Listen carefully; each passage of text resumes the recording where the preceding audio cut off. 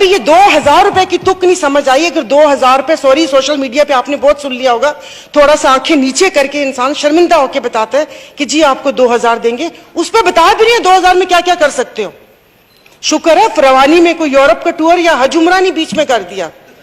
और जो film industry पे सब्सिडी दी है आपने, अगर वो हज पर दे देते, क्योंकि हमारे अब्दुल शकूर साहब बहुत ऐसे हाथ लहरा लहरा के कि मैं वहां पर गई थी, मैं वहां पर गई थी, तो कहां है?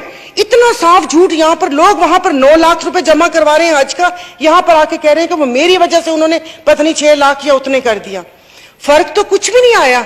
ये इल्जाम दर इल्जाम। लेकिन एक बात की मुझे खुशी है कि अगली दफा जो 2023 में इलेक्शन होंगे, कोई भी हुकूमत आए, मे भी इनमें से कोई आ जाए, या इल्जाम नहीं लगा सकेंगे एक दूसरे पे कि पिछली हुकूमत, देखिए पिछली हुकूमत में तो ये सारे थे।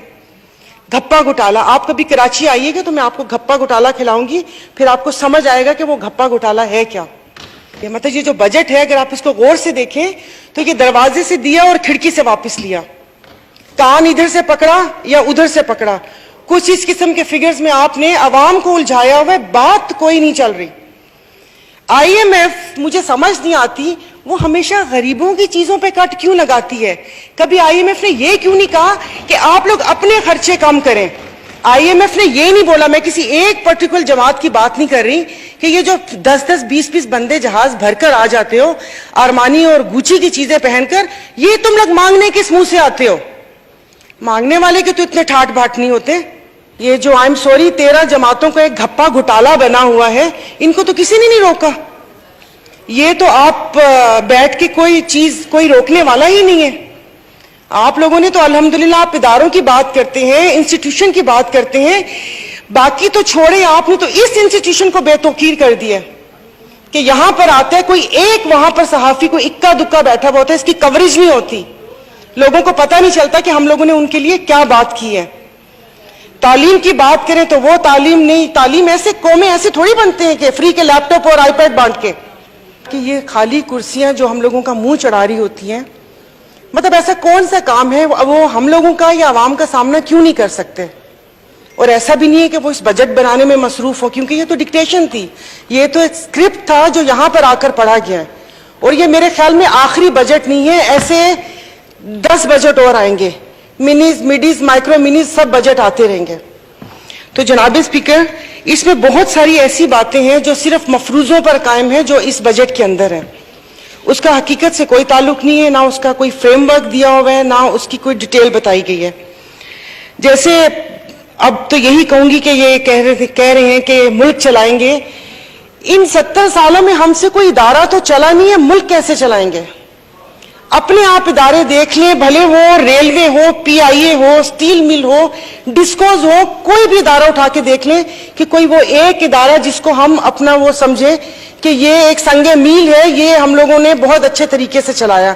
हर इदारे का तो बुरा हाल किया कि वो पाकिस्तान के लिए यही है कि जिसको भी मिला उसने अपने हिस्से का नोच लिया।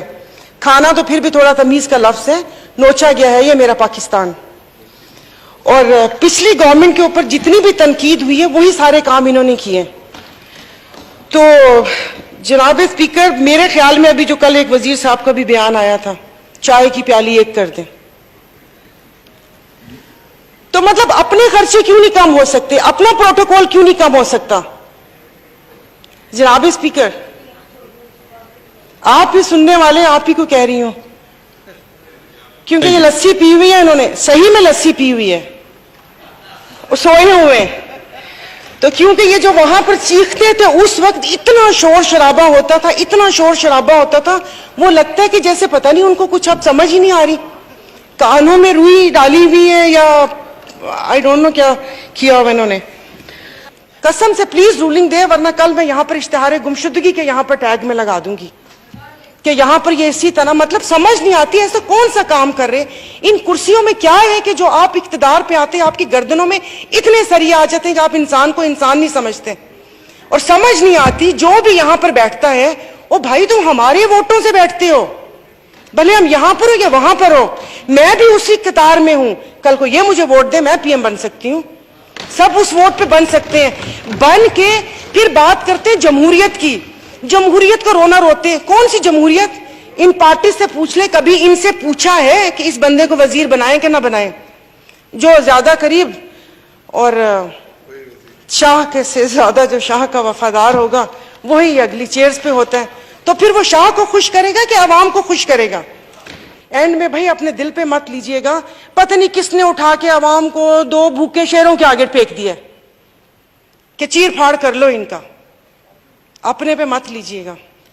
शुक्रिया जनाब स्पीकर।